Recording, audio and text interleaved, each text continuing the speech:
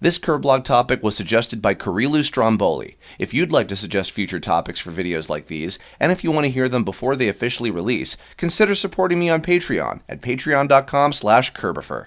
Kirblog, Kirblog, Kirblog, coming from me straight to you. This is going to be a fun one. Once again, I am talking about my history with a particular subject, much like the last two Patreon-suggested Kirblog topics have done. However, this is exciting for me because it involves talking about a particular project that I've never really gone into too much depths, except for one time before on a Kirblog that I did all the way back in 2014, very shortly after I started doing them entirely. Kirilu Stromboli asked me to speak about how my dreams, the ones that I have during my sleep, not when I'm just daydreaming, spiritually manifesting dreaming. Many years, literally almost a whole decade ago, if that's how long I've been doing these Kirblog videos for, I did a video called Only in My Dreams, which was also a suggested topic from somebody at the time in the comments. And it was all about just funny, interesting stories about things that had happened in my dreams. And I had emphasized stuff about the particular locations that I had been to, more so than the actual events that had happened in them, because the locations themselves were the thing that was the most fascinating and memorable, and to the topic of this question, inspiring to me. So I will link that in the video description below, and also at the end of this video if you want to go take a listen to that for some, I guess, further listening in terms of material for this. So, as many of you know, and if you don't, then I'm sure it's probably no surprise to find out that when I was a young lad, I had a lot of different ideas for things that I wanted to create, be it, animated shows or video games or movies, etc., the works. And when I was, still in my single digits probably, and I was really obsessed with collecting player's guides, that was what got me to start thinking about, the prospect of making my own video games. And of course, here we are, all these years later, and I've been successfully able to do that. I've made my own video game, and I've worked on other people's video games in various capacities. And a lot of that started with a combination of two things. Making my own player's guides, like on paper. I'm sure I have them stored away, a bunch of them somewhere back in Long Island. As well as thinking of particular level ideas from dreams that I was having at the time. To surmise the video that I did a while back, if you don't feel like listening to it or need a refresher or otherwise, often I would dream, one of the most consistent things among, many kind of recurring scenarios or locations was kind of low poly N64 type areas. I was, this was back in the era when the N64 was like the system of its time, and it was, my hyperfixation. It's the biggest collection of games that I have. So I just sort of, lived, breathed, ate shit N64 worlds during that time when I was, in my late single digits and early tens, I guess, kind of around that era. And a lot of the ideas that I had for games at the time were like, fan stuff. There was another one that I did about Nintendo Quest, which I'll link that at the end as well, if that was a funny one. But so some of them were like, on my own Pokemon generation, I made Pokemon Turquoise and Lavender, or something like that. But among the also ancient, like, primordial versions of what is now Balancing Act, and by that I mean just like me as a video game character, exploring places and fighting enemies or whatever. But that aside, the first legitimate, original-ish idea that I had for a video game, and it was so ironic, the low poly N64 world and, all that stuff, and I'm sure those of you who are hardcore Rareware fans will understand this. It was something that I simply called Dream. I can't recall 100% for certain if it was because of the beta name of Banjo-Kazooie. I was certainly a reader of Nintendo Power Magazine by that time, where they would have talked about that early sort of prototype version of Banjo when it was called that.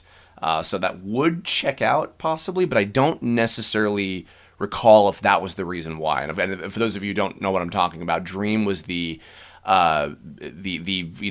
original sort of working prototype that led to becoming Banjo-Kazooie on the N64 after, changing design and sensibility many times, like probably 3 or 4 times. It started as a Super Nintendo kind of RPG project. There's a whole video about that if you want to look that up. But yeah, Dream, my version of Dream, probably when I was, again, maybe around 10 or so, maybe younger, I don't know.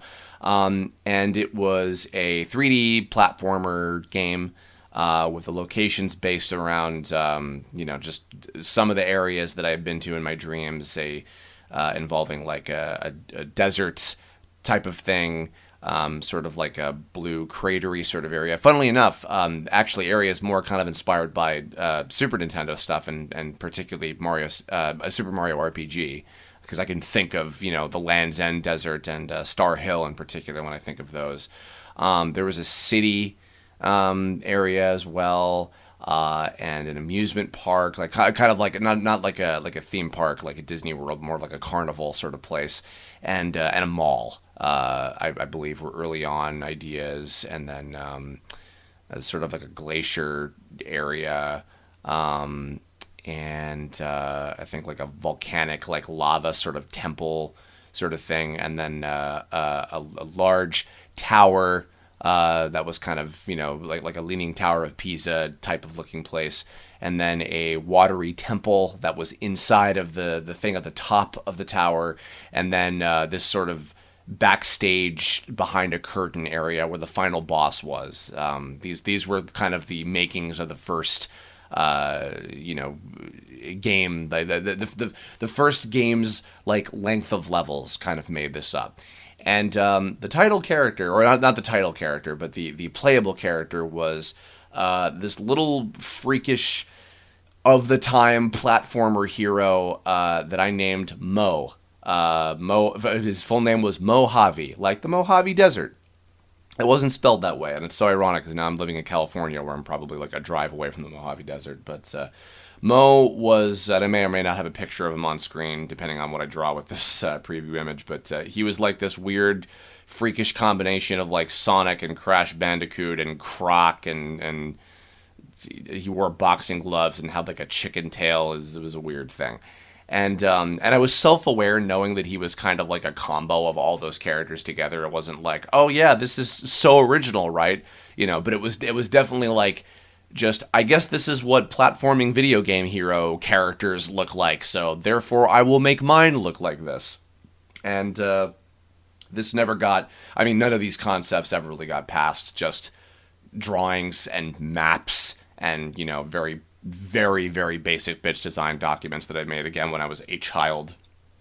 But that was the first thing that kind of got me thinking seriously about, yeah, I would love to make video games someday. Maybe not necessarily this, because it wasn't until a little bit later that then the second incarnation of Dream, of this Dream project, kind of came into fruition. And it was particularly thanks to, of all things, Kingdom Hearts.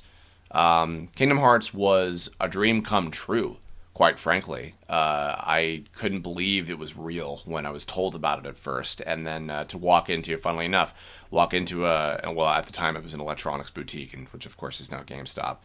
Shout out to my Canadian listeners who know EB Games. But they had a player's guide for Kingdom Hearts, and I'm like, oh my god, this is that Disney Square Enix crossover thing that I was told about, a little while ago. Oh my god, it's real. Wow. And flipping through those pages and, eventually getting a PlayStation 2 pretty much to play that and also the Dragon Ball Z Budokai games at the time. That was my, well, Nintendo, I guess I'm going to share the love with a competing console for the first time for these specific things. And this was also This would have been probably around the time that early teases of Kingdom Hearts 2 were being, tossed about. Some of those early trailers where they show the organization members and, not revealing who they are, except for I think Axel was shown off, and, early stuff with Roxas and Diz and some of that. So, a lot of it was, stirring the imagination and people watching the Kingdom Hearts Final Mix deep dive, Another Side, Another Story, trailer that was infamous online back then, of course. But then it shifted to me trying to tell a little bit more of a serious story. Mo was relegated to a supporting role, or like still a leading role, but not the lead. And I assembled a quartet of main characters that would be in the party. I then envisioned it as more of a 3D adventure kind of game, still with some of the platforming elements that were planned before, but with more of like an emphasis on combat. And the characters that I created at the time consisted of the lead guy was a sleepy looking dude with red spiky hair and a bandana, because despite the fact that I hadn't played Chrono Trigger until years after all this, I was just so obsessed with emulating the Chrono Trigger design, because I did it for the Nintendo Quest thing that I mentioned earlier. I did it for this, and then I did it for Alpha as well. So I guess I just couldn't get away from Chrono, could I?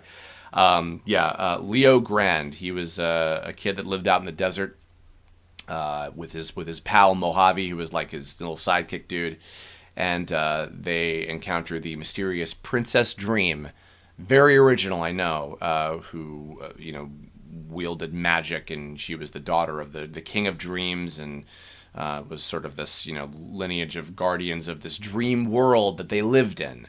So instead of it being like, oh, Mo fighting against this evil Mr. Nightmare type of character, it was Nightmare is a godly being that is terrorizing the world, and Leo and Mo are plucked from obscurity by Princess Dream, along with this other kind of goofy, bumbling cop character from one of the city areas named Cassius, who's sort of he never fought with guns. He was a pugilist. He was always a hand-to-hand kind of combat fighter. And expanded the world a bit more. By this time, other ideas for levels had, come to mind from various dreams that I had. I had come up with this general idea of having a planet that all of these different locations were part of, like decorating an entire planet. Picture this in your minds, everybody. Picture, and in fact, this is good, because especially if you know Tome, the 2011 version, you'll understand where a particular idea sprouted from this, actually. Picture a planet with one continent, and then surrounding that continent, these two sort of rings of land, one of which is all desert, and one of which is all like kind of grassland. And that was the planet of dreams, and just kind of floating in this void of space with no other planets or stars or anything. And it was orbited by a miniature sun and a miniature, moons are miniature compared to a planet, of course, and they rotated around. And that is, in fact, where I came up with the sun and moon concept for Tome as well. It was all kind of stemming from that. And it ultimately kind of turned into this, overly elaborate thing where it was like Nightmare, the villain character, and it wasn't even intended to be a ripoff of the Kirby Nightmare. I think eventually I changed the villain character to just being Morpheus, like the renegade god of dreams that wanted to, unlock some sort of mystical ancient power that was in the middle of the planet, in the core of the planet of dreams. And so there was some sort of thing where he wanted to connect a tower that was built on both the sun and the moon into these towers that were on the sort of like north and south, where the poles would be for the planet, and then like they would sort of pull the planet apart with this gravitational pull and reveal this ancient power that was underneath, and our heroes would have to eventually stop him. And at that time, I had also I had these very elaborate, lofty plans of doing like a multi-game series, with different kind of cutoff points and adding many additional characters later on. There were ones such as this kind of fox, like almost like a Master Splinter or Shifu from Kung Fu Panda type of character with these dual swords. There was this kind of bratty girl at the carnival level who was like a master of like playing kind of arcadey kind of games was one of them.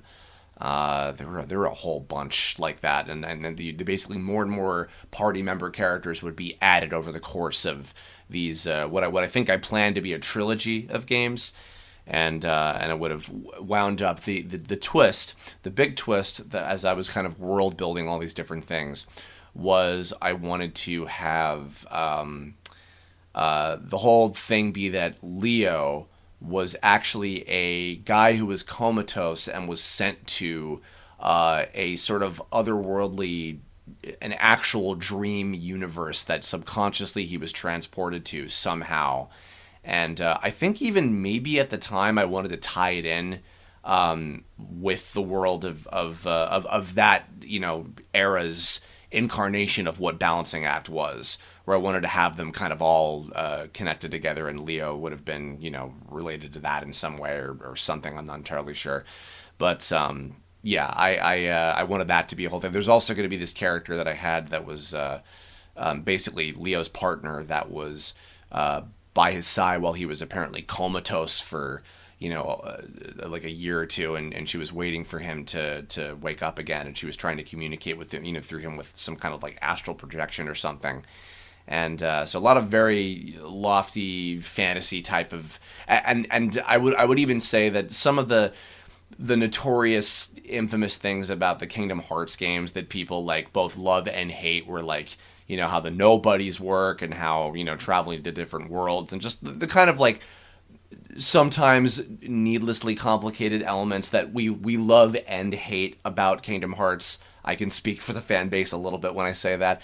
There were a lot of elements like that because it was in that era that I was very like enthused about those kinds of things. And I wanted to build a story that had a lot of elaboration to its world just as much. But you know what? But the problem was back then it was more of an obsession with that when it came to the actual like plot and less about the actual characters and the developments that were between them and everything. So that was kind of how that went. And then I put that concept aside for a long time, and but it was always something kind of like how I'd been developing Balancing Act for many years. This was something else kind of tertiarily that I was developing and thinking about different ideas for over the years. Once in a while I would have kind of a burst of inspiration and think about like, yeah, you know what, I think I want to do something with that dream project again. The next sort of incarnation of it, and I might even be able to check real quick, I don't know for sure exactly what year or what point in time this would have been. My records with this file that I'm looking at say around 2014, so I guess it would have been maybe somewhat into working on the TOME web series, but it might pre-exist that. It might have been maybe when I was in college. I don't know for sure. But the next version of it was titled Oneros or Oniros. I don't know how I would pronounce it, but it was some kind of term based on like back when I was obsessed with the Greek and Roman gods. I think it was something related to that somehow, if I'm recalling correctly. But I took the concept that I just described with those four characters and them going around the different areas and the basic sort of plot. By this point, there were other stage ideas based on some of those other dreams I'd had, kind of like a jungle with a giant tower made of like sort of panel de pawn Tetris attack panels sort of thing, a railway that was in sort of like a snowy region, a more modernistic slick city that had like an underground sort of area to it with robotic type things, stuff like that, other areas that had come to mind from different dreams over the years. I never ended up utilizing anything to do with like when I was in school and I'd go back to these sort of like rearranged versions of where I went to school, like my middle school and high school buildings and things. I talked about that in the old Kirblog that I did years ago.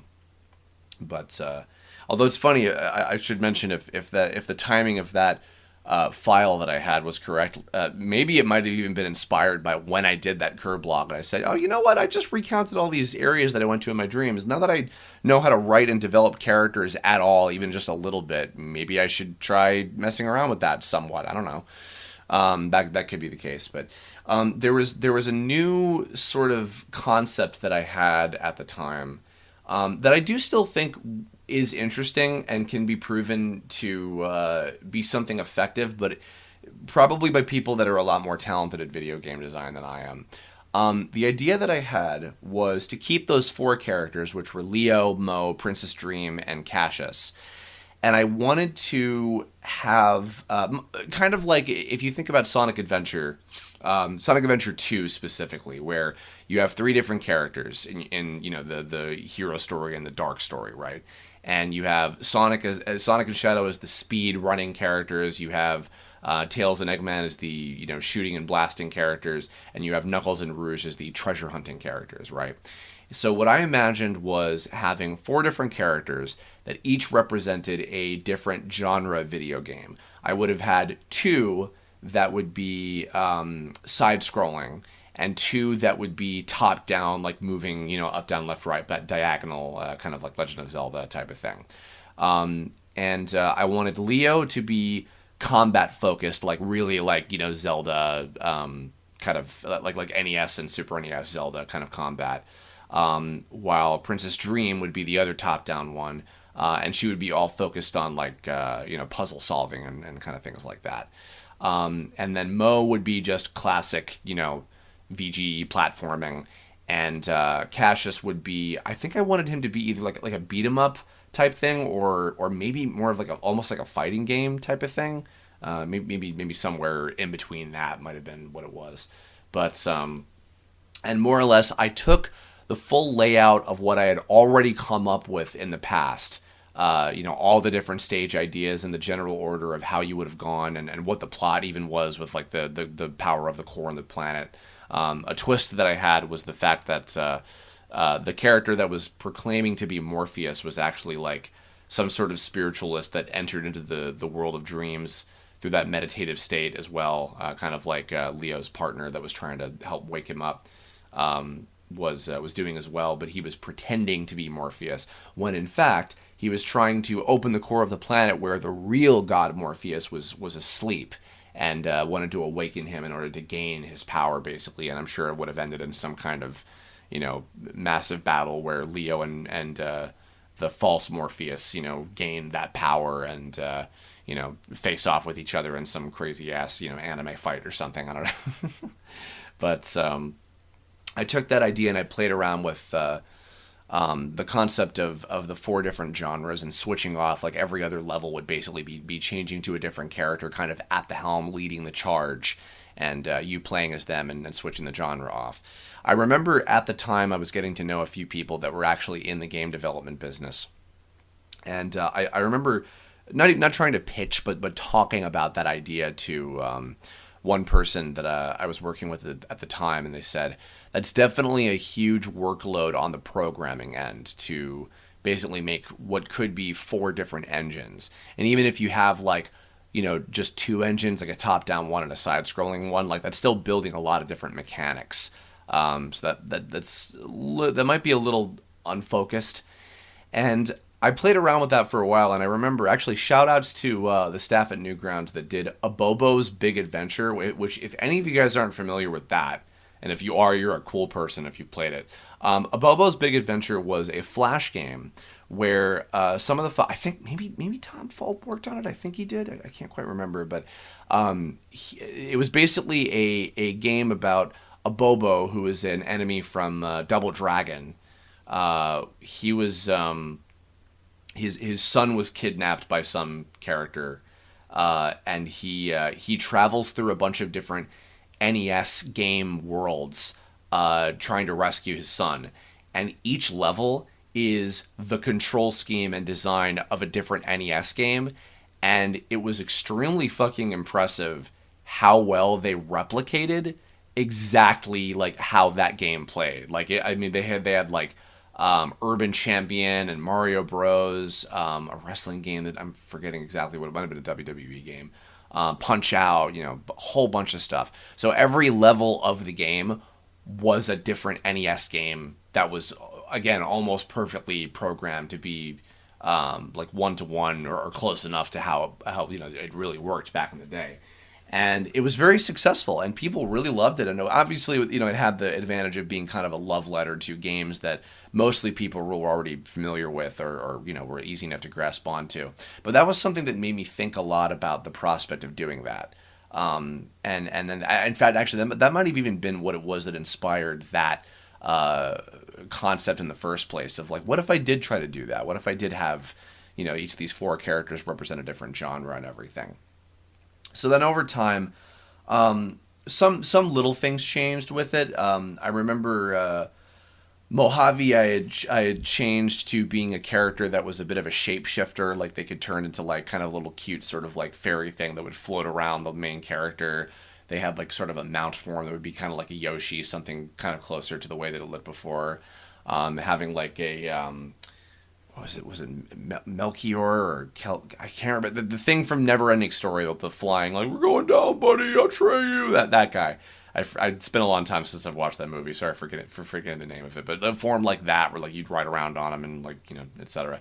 I changed Cassius to being an old woman because I was like, you know what, there's not enough old woman characters in things in general, and I should change that. That might be kind of cool. I changed Princess Dream to Prince Dreamy, or Prince Dreamy, I think was what it was, and then I changed Leo to being a little girl, which I think I changed to Rio, so she'd be Rio Grande instead of Leo Grande, and of course also reference to the Duran Duran song, or Duran Duran. Sorry, Grant Kirkhope. So that was a little bit of something I had changed. And messed with the idea of still having the four genre thing. But then I had this idea. This was a few years ago. And this is something that maybe, perhaps, someday I would like to do this as a video game project legitimately. My focus right now is on doing Balancing Act, but as my next big project. But this is something that I think would be really cool to do someday. And I would want it to be a single genre. I'm currently leaning towards the idea of it maybe being a platformer, but I feel like it could also be messed around with and, maybe done something a little bit more unique with it. But here's the idea.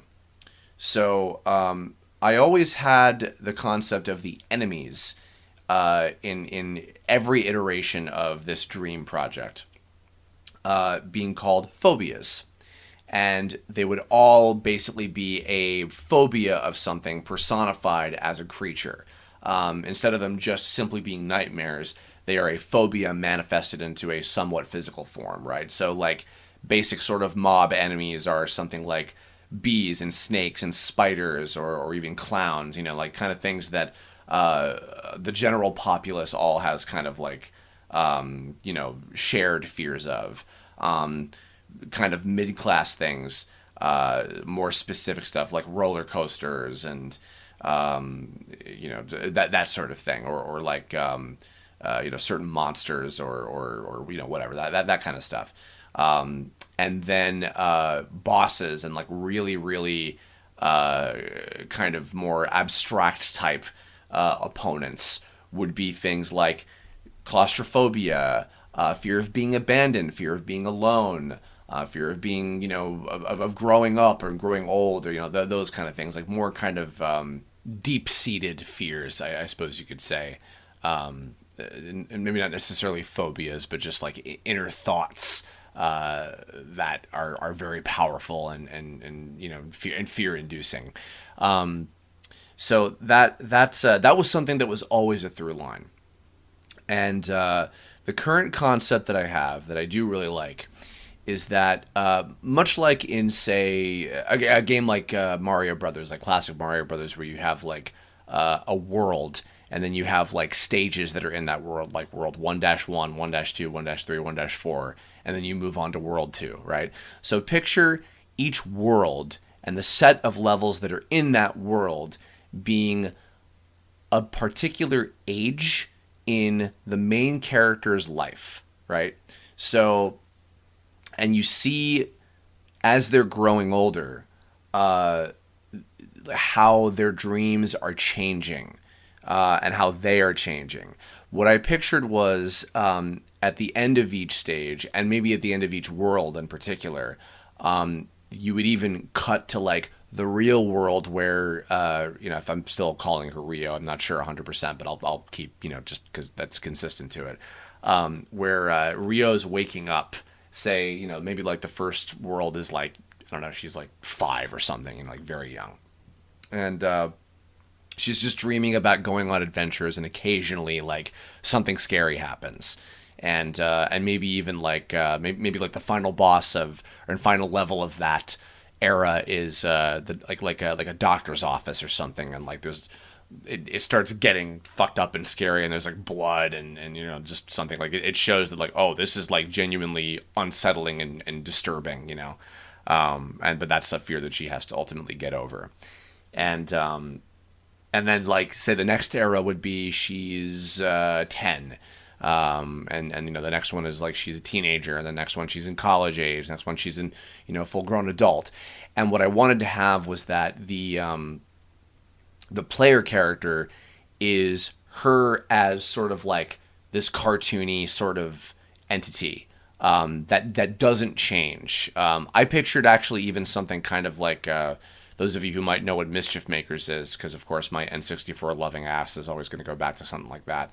Kind of like a small, cartoony, anime-ish, sort of like superhero-ish female character like that.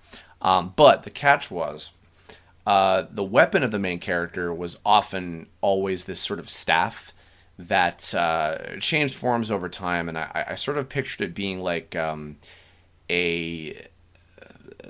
like an allegory for a pencil, like representing her level of creativity. And then I also thought about, what can I do with the sidekick character that was Mo, right? And I switched them out for sort of like this thought bubble character, that's like their inner that it's Rio's inner thoughts, like personified as like a thing that is there to be for her, that's to be there for her at all times and become anything that she needs at that given moment. So if it needs to be like a mountable, like creature to ride on and get through a particular area, if it needs to be a specific object or something, and maybe the staff that she wields, that it represents like the pencil associated with her writing and drawing and being creative, is what she uses to wield this, like imaginary thought bubble character that can transform and do all these different things for her. Because I want it to be like this synonymous, this synchronous relationship between these two characters, so that it's not like, because actually, funnily enough, speaking of Dream, of the real Project Dream that Rare was making, they ran into an issue where they were giving all the abilities to the dog assistant to the main character with the sword and everything, and they were realizing, we're kind of giving all the like interesting mechanics to the assistant and not to the actual main character that you're playing as. And that was an issue that I want to avoid. So a lot of it is still developing. A lot of the actual like the important, the gameplay part of it is something that I'm still kind of playing around with. But I do like the idea of now, instead of the multiple characters and each one having a different genre that they play through, of just having a single character and experiencing a story through their eye, and having all the mechanics centered around them, and maybe keeping it varied and changing different things or whatever, but and having all of the levels and all of the enemies in them all be really emphasized on all the different phobias, all the different fears, like showing that like this character, despite being very creative and very inquisitive and very smart, but they're very, very fearful and very paranoid and very like they're overthinking about everything. So the balance between thinking and overthinking is sort of the general theme that I have. And I would still like to have some of the, maybe there might be opportunities for some of the level ideas that I had, that were based on the places that I'd been to in those early dreams, being, like set pieces at some point, if they make sense for what it needs to be. But yeah, that's something that's a back pocket IP that I've been kind of sitting on in my back pocket for, at this point, yeah, 20 years at least, maybe 25 at this point. I don't know, I'm not 100% on the numbers, thinking about it, but very, very long time. And in fact, this is an interesting detail, but and I did mention this in that old Kirblog that I did at the time, but I'll say it again here. This IP, this idea, much like Balancing Act, it predates Tome. It does not predate Balancing Act. That's the earliest thing to my entire mind. But yeah, this in particular, this dream thing, I've had for that long. So it's been something that's been through, as you can see, or at least have heard, it's been through a lot of reincarnations. And I do legitimately hope to do something with it someday, because I think that, especially in its current form, and even, it's not to say that some of the ideas that I had previously that I toyed around with didn't have value to them, but I think that there is really something to the idea that I'm talking about, of these dream worlds all kind of focused around like combating fears, and there's just, I think that once I kind of come up with a proper like move set or solid idea for what I could do with the actual gameplay mechanics, and also settling on exactly what genre that it's going to be, because I guess the easiest way to go about it would be if it was a platformer, but I don't feel like it necessarily needs to just be that and then it's done. It's a done deal. So I don't know. I think that it's worth still playing around with. I feel pretty strongly about it, but it's just not my current focus compared to stuff like Balancing Act. So it'll have to remain in the back pocket for now. But it was really fun to go back and reminisce on this thing, because I think at the time that I did that other Kirblog, I was like, I'll keep the ideas to myself because I don't want to spoil too much of it. But I think that it's fine to just talk about it, because one, I'm not expecting anybody to run off and steal the idea or anything anyway, and two, I think that it's just interesting to see the level of interest in just the concept alone. So I am really curious. I would love to know if you guys even have like questions about it or other ideas for it, or anything. I'd love to know what your interest in this is.